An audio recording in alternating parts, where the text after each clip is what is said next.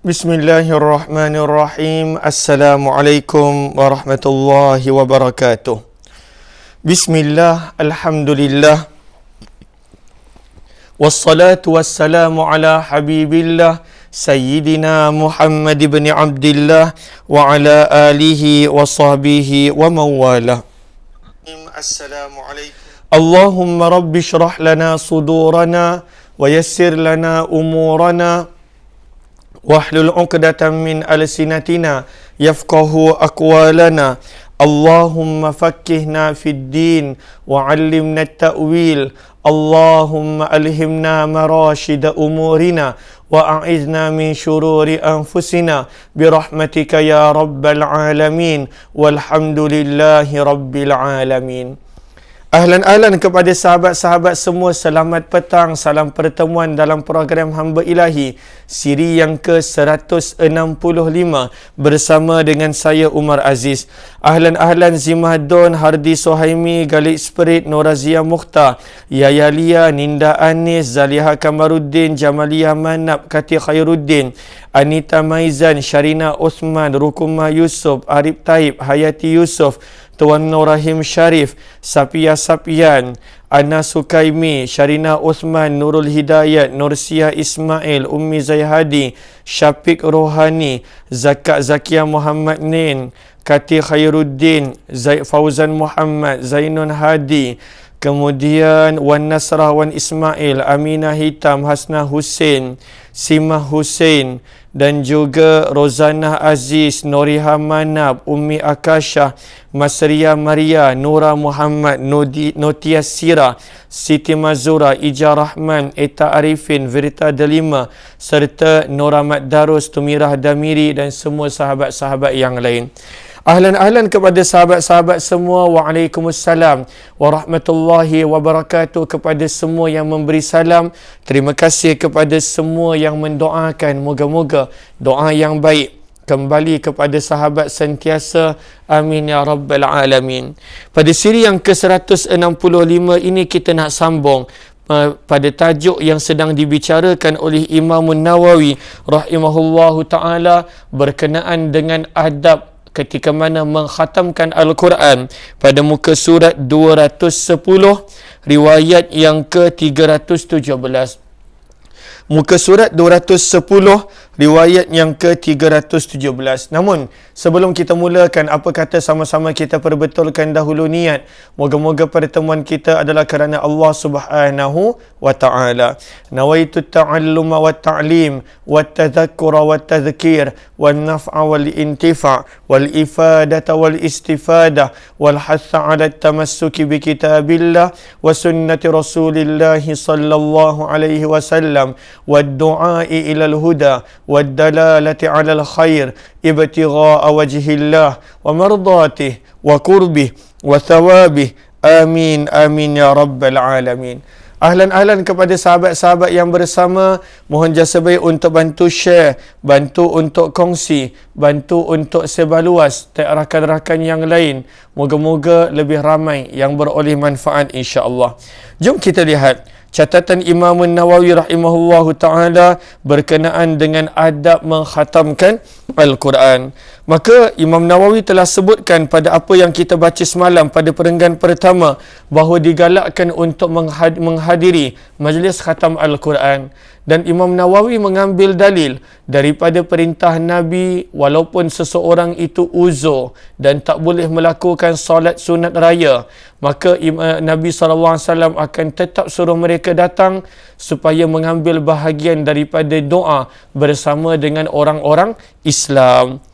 Riwayat yang kedua adalah riwayat yang ada dalam Sunan Ad-Darimi berkenaan tentang amalan Abu Hurairah radhiyallahu ta'ala berkenaan amalan Abdullah bin Abbas radhiyallahu ta'ala anhuma.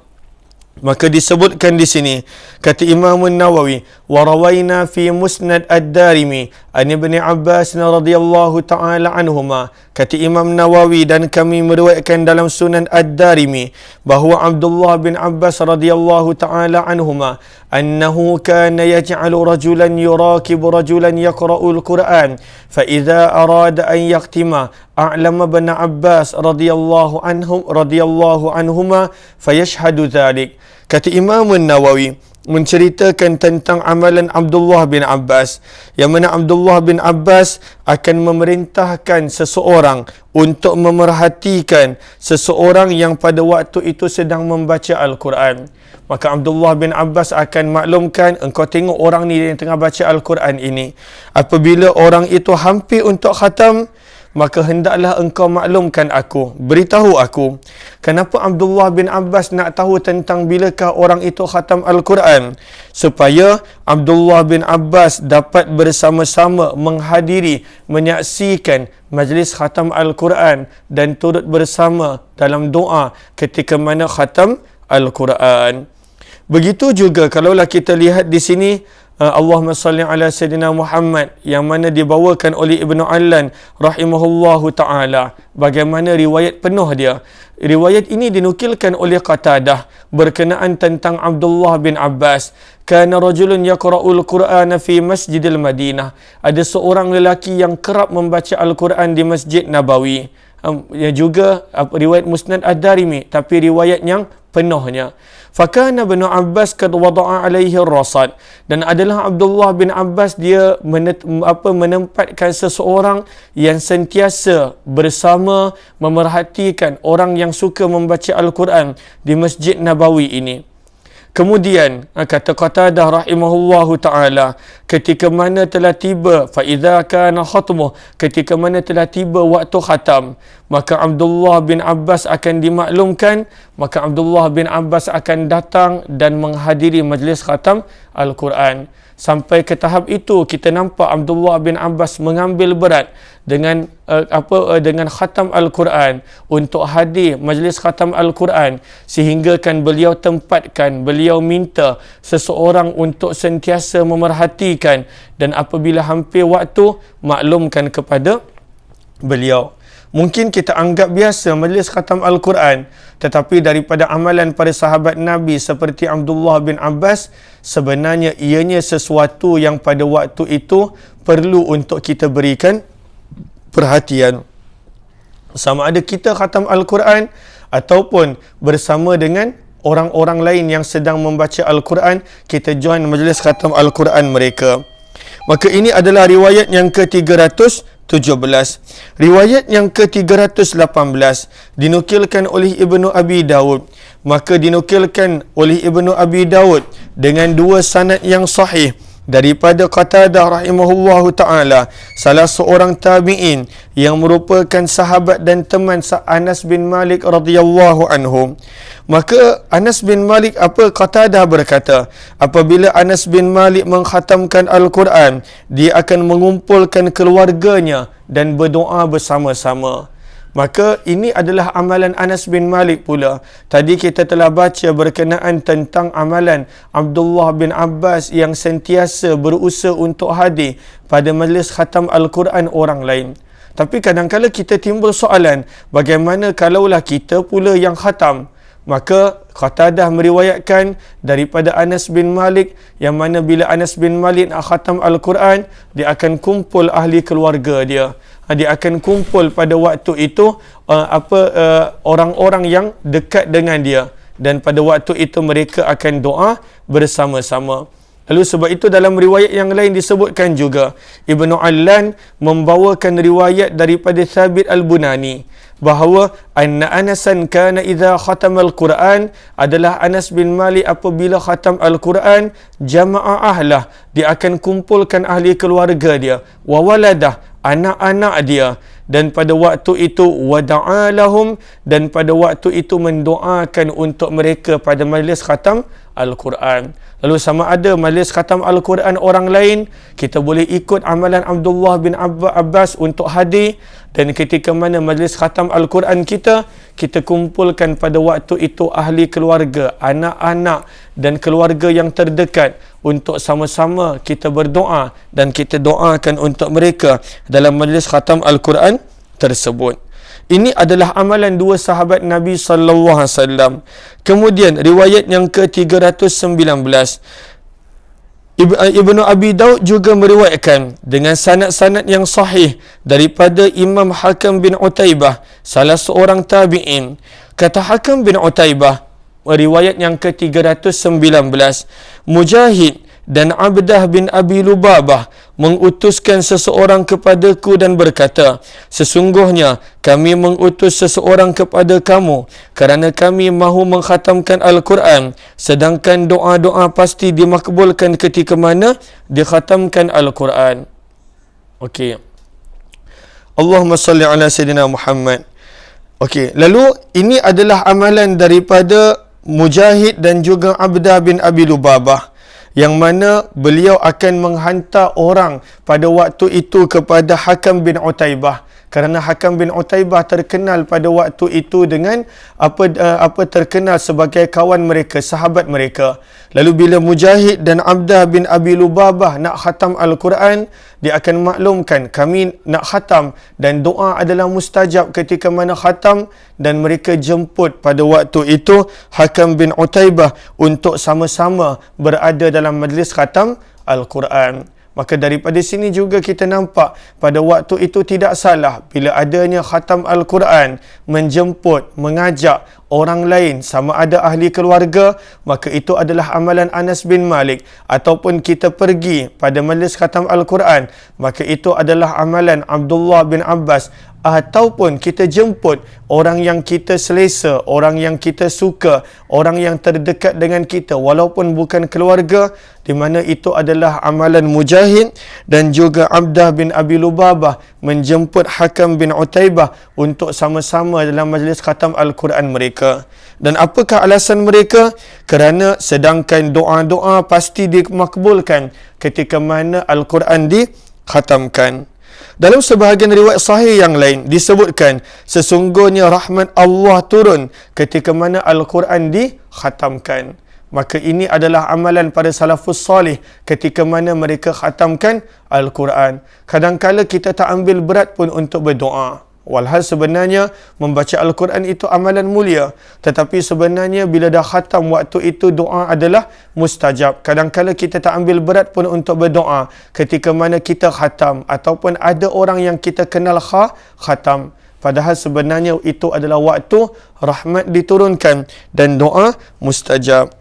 Seterusnya, Imam Nawawi membawakan riwayat yang ke-320.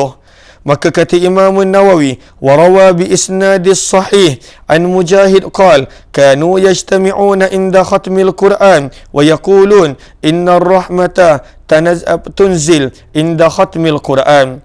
Dia maksudnya Ibnu Abi Daud. Ibnu Abi Daud juga meriwayatkan. Lalu di situ kena tulis Ibnu Abi Daud, takut nanti kita keliru. Dia ni siapa? Kembali kepada sanad yang riwayat sebelum ini.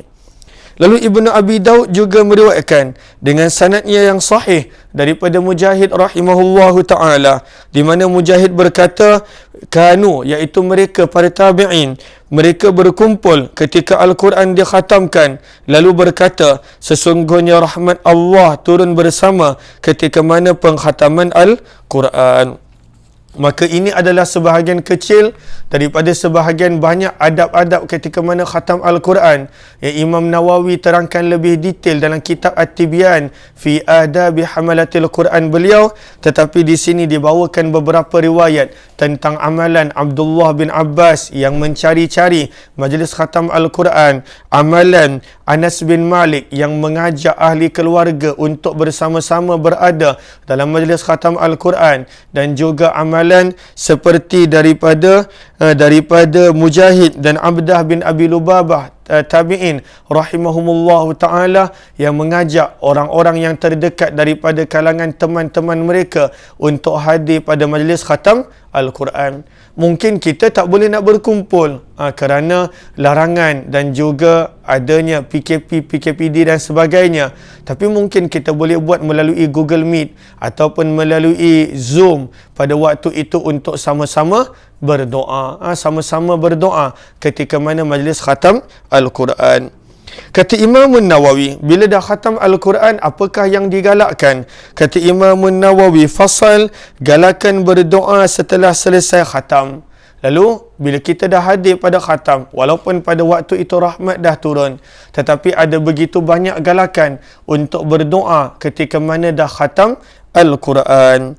Jom kita lihat. Kata Imam Nawawi, wa yustahabbud doa, dan sangat dianjurkan, digalakkan untuk berdoa selepas khatam berdasarkan apa yang telah kami jelaskan daripada riwayat 316 amalan Abdullah bin Abbas, riwayat 317 amalan daripada riwayat 317 Abdullah bin Abbas, 318 amalan Anas bin Malik, dan juga amalan para sahabat Nabi SAW dan para tabi'in yang lain. Okey, riwayat yang ke-321, kata Imam Nawawi, wa rawaina fi musnadid Darimi wa an Humaydin al-A'raj rahimahullah qala man qara'a al-Quran thumma da'a amman alaihi du'a'ah 4,000 malak. Masya Allah. Maka ini riwayat daripada Humaid al-A'raj dan juga Musnad ad-Darimi. Kata Imam Nawawi dalam Musnad ad-Darimi dan juga daripada Humaid al-A'raj, yang mana beliau berkata, sesiapa yang membaca Al-Quran kemudian berdoa, doanya akan diaminkan oleh 4,000 malak, 4,000 malaikat. Masya Allah. Lalu sebab itu ketika mana khatam Al-Quran, bahkan ini secara umum bila baca Al-Quran, lalu sebab itu bila kita baca Al-Quran kita berdoa. Doa yang selalu kita baca, Allahumma rahmna bil Quran, ya Allah rahmatilah kami dengan Al-Quran. Tetapi sebenarnya kita dianjurkan untuk berdoa dengan sesuatu doa yang lain juga, kerana pada waktu itu adalah waktu di mana malaikat mengaminkan doa-doa kita. Berdasarkan riwayat yang dibawa oleh Imam Malik oleh Imam Nawawi rahimahullahu taala, maka 4,000 malaikat. Masya Allah, 4,000 malaikat. Kalau kita ziarah orang yang sakit, maka 70,000 malaikat. Tetapi bila kita membaca Al-Quran, walaupun bukan khatam, maka pada waktu itu 4,000 malaikat yang akan mendoakan kita. Kata Imam Nawawi, lalu nak buat apa bila kita nak berdoa? Wa yanbaghi ayyulihha fi doa, dan dianjurkan untuk berdoa dengan ilhah dan dengan bersungguh-sungguh. Doa bersungguh-sungguh, bukan pada waktu itu sambil lewa, bukan sekadar pada waktu itu nak mencukupkan rutin biasa. Tidak, doa dengan bersungguh-sungguh. Seperti mana kita berada dalam keadaan sangat-sangat memerlukan Allah Subhanahu wa taala. Lalu nak berdoa apa? Kata Imam Nawawi, wa an yad'uwa bil umuril muhimmah wal kalimatil jami'ah. Kata Imam Nawawi, dan hendaklah berdoa memohon perkara-perkara penting dengan kalimah-kalimah yang singkat tapi padat. Perkataan jami' macam doa-doa Nabi SAW. Perkataan itu ringkas tetapi pada waktu itu maknanya sangat padat. Lalu doa bersungguh-sungguh menggunakan perkataan yang pada waktu itu ringkas tetapi maknanya pada waktu itu sangat padat dan mendalam. Selain itu, kata Imam Nawawi, dianjurkan pula supaya sebahagian besar atau keseluruhan isi doa adalah mengenai perkara akhirat. Lalu kerana itu kehidupan yang utama, kerana itu adalah tempat kembali setiap daripada kita. Lalu kalaulah boleh, hampir keseluruhan ataupun kebanyakan daripada bila kita berdoa adalah minta untuk akhirat kita. Walaupun sebenarnya tak ada masalah minta dunia, tetapi sebenarnya akhirat itu yang kita akan kembali dan selama-lamanya berada di sana. Lalu nak minta apa? Minta tentang akhirat. Yang kedua, jangan lupa berdoa untuk kaum muslimin. Jangan lupa untuk berdoa untuk kaum muslimin. Sebab antara doa yang mustajab adalah kita mendoakan untuk orang lain dalam keadaan dia tidak tahu. Ya, sabda Nabi SAW dalam hadis yang sahih, bahawa antara doa mustajab pada waktu itu adalah mendoakan untuk saudara kita fi zahril ghaib, dalam keadaan dia tidak tahu. Maka sebab itu kena doakan untuk umat Islam, untuk umat Islam secara umumnya.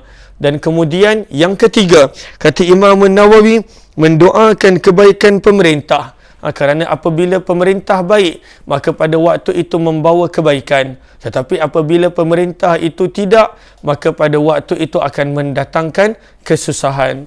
Maka minta akhirat, minta doa untuk umat Islam, minta pada waktu itu doa untuk pemerintah yang baik.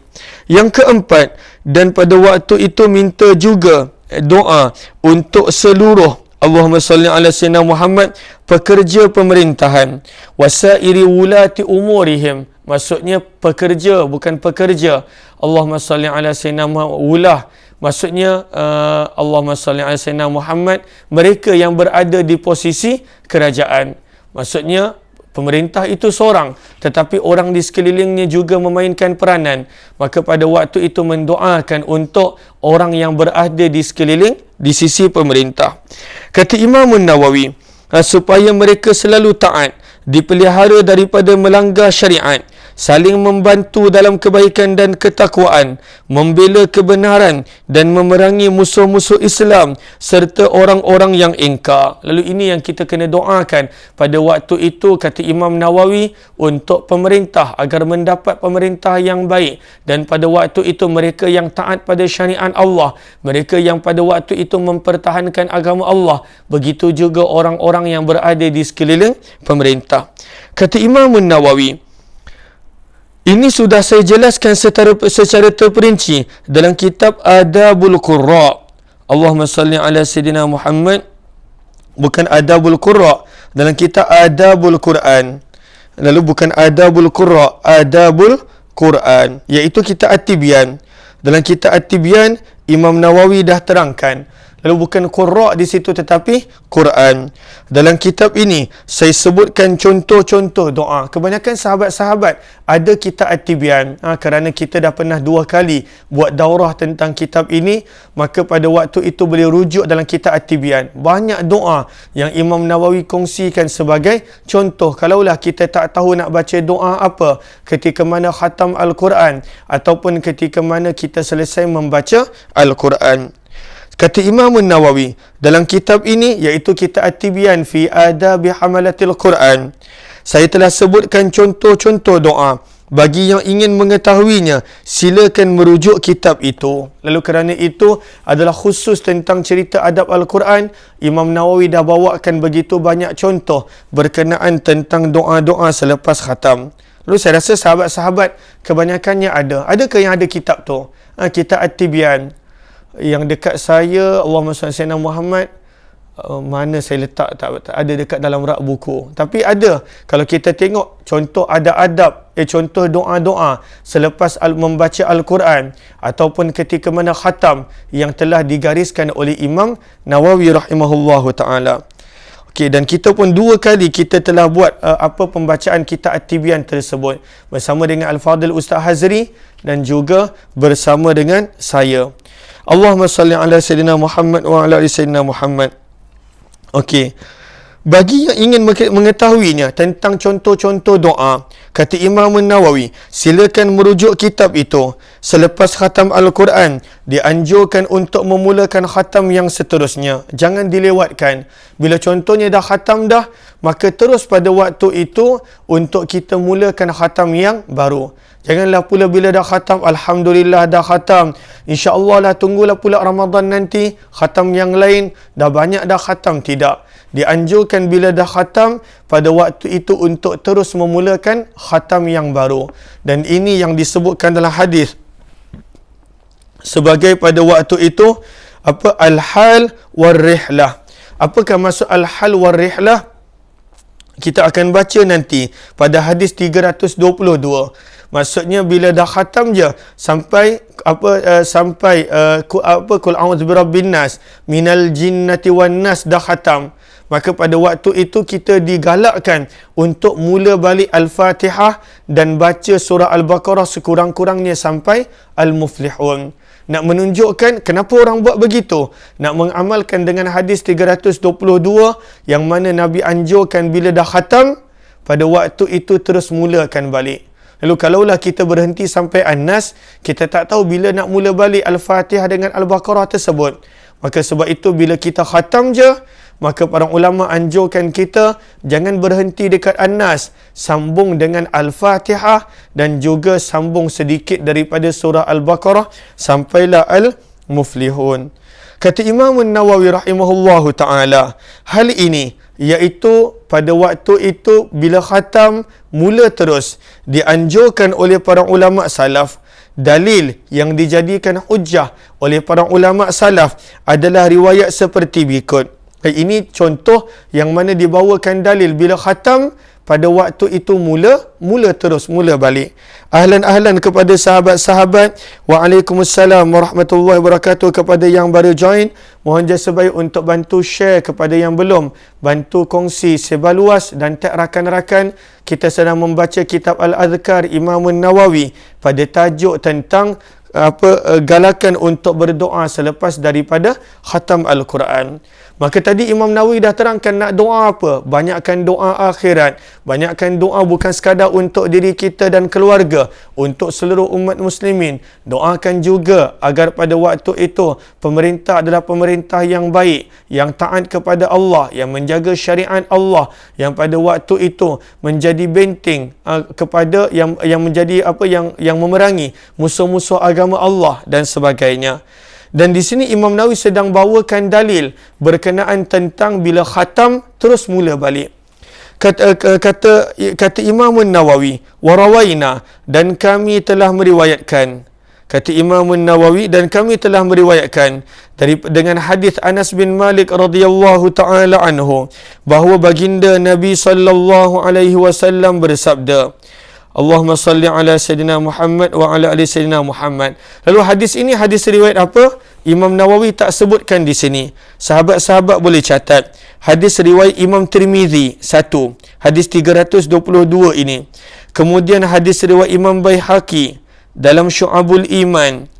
Maka boleh catat Baihaqi dalam kitab beliau Syu'abul Iman. Okey, dan ada beberapa lagi yang lain. Contohnya ada juga dalam riwayat Nasa'i. Tetapi kita ambil dua sahaja, riwayat Tirmizi dan juga Baihaqi. Dengan hadis Anas bin Malik radhiyallahu taala anhu, di mana baginda Nabi sallallahu alaihi wasallam bersabda, khairul a'mal al-hillu war-rihlah. Qila wa ma huma ya Rasulullah? Qal iftitahul Quran wa khatmuh. Maka di sini Anas bin Malik radhiyallahu taala anhu meriwayatkan, apa kata Anas bin Malik radhiyallahu taala anhu, bahawa baginda Nabi sallallahu alaihi wasallam bersabda, amalan yang terbaik adalah al-hillu war-rihlah.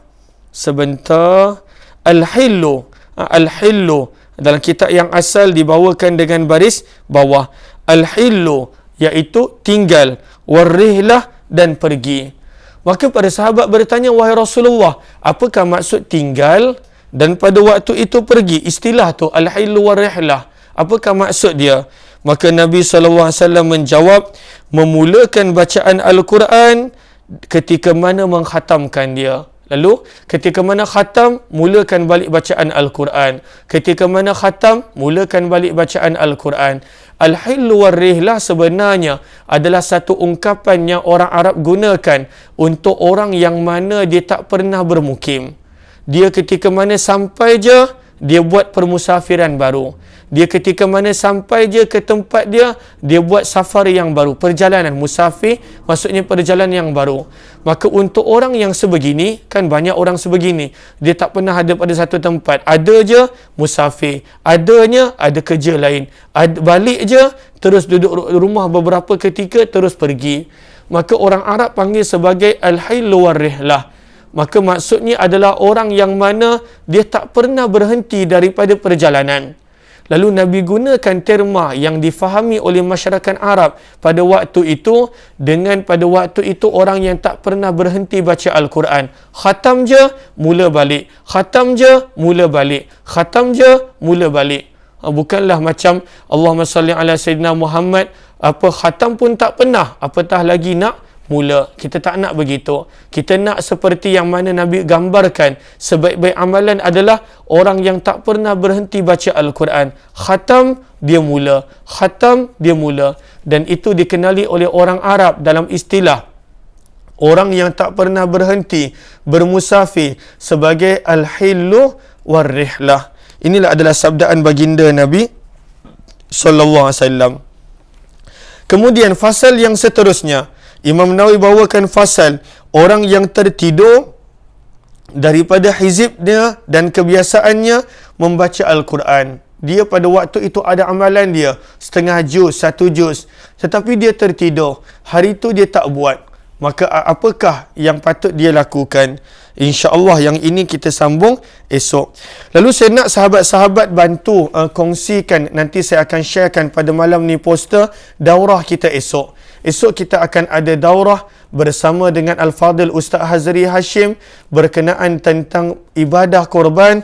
Kebanyakan daripada sahabat-sahabat telah ada pun buku tersebut. Lalu esok daurah kita, Ustaz Hazri minta awalkan pada jam 8.30. Pada jam 8.30. Lalu pada jam 8.30 daurah kita akan bermula dan insya-Allah saya akan cuba mula awal dalam 8 suku supaya kita boleh mulakan dengan serba sedikit hayati Quran. Yang mana pagi tadi saya tak sempat nak buat kerana ada beberapa urusan. Lalu kita akan cuba mula 8 suku untuk hayati Quran, dan bila tiba sahaja 8.30 kita akan sambung dengan daurah ibadah korban yang kita jangka akan selesai pada jam 11.30. Lalu esok daurah kita daripada jam 8.30 sampailah ke 11.30. Lalu harap sahabat-sahabat bersama, hanya setahun sekali kita nak belajar hukum ahkam tentang ibadah korban. Kerana ini adalah waktu-waktu korban, maka moga-moga supaya kita mendapat pengetahuan, mendapat ilmu, dan juga kita boleh nanti jadikan buku tersebut sebagai rujukan. Lalu harap sahabat-sahabat meluangkan masa bersama insya-Allah esok dalam daurah ibadah korban. Bantu war-warkan juga kepada yang lain. Moga-moga lebih ramai yang dapat manfaat program percuma. Kalaulah nanti ada yang tertanya-tanya nak kena bayar ke tidak, percuma. Program adalah percuma. Lalu pada waktu itu mohon sahabat-sahabat luangkan masa untuk bersama. Mudah-mudahan lebih ramai yang beroleh manfaat pada jam 8.30. Tapi kita akan mula awal sikit dalam jam 8.15 insya-Allah. Terima kasih kepada semua. Kepada yang kali pertama join, jemput join Telegram channel Kuliah Umar Aziz, kerana kita ada juga buat sharing tentang sirah tentang sirah dan juga kisah para sahabat di Telegram channel Kuliah Umar Aziz. Hanya perlu search Kuliah UMAR Umar Aziz. Kita jumpa malam nanti jam 9 malam. Saya tak pasti saya ada kuliah maghrib ataupun tidak. Nanti saya akan sharekan kalaulah malam ni ada kuliah maghrib ataupun tidak. Mudah-mudahan bermanfaat. Wabillahi taufiq wal hidayah. Assalamualaikum warahmatullahi wabarakatuh. Kepada sahabat-sahabat yang ingin untuk membuat pembelian kitab Al-Adhkar, boleh tekan link yang berada di ruang komen. Dan kalaulah masih ada lagi yang ingin mendaftar untuk korban, maka tarikh tutupnya adalah esok jam 9 pagi insya-Allah. Boleh juga tekan link yang berada di ruang komen. Jumpa lagi. Wabillahi taufiq wal hidayah. Assalamualaikum warahmatullahi wabarakatuh.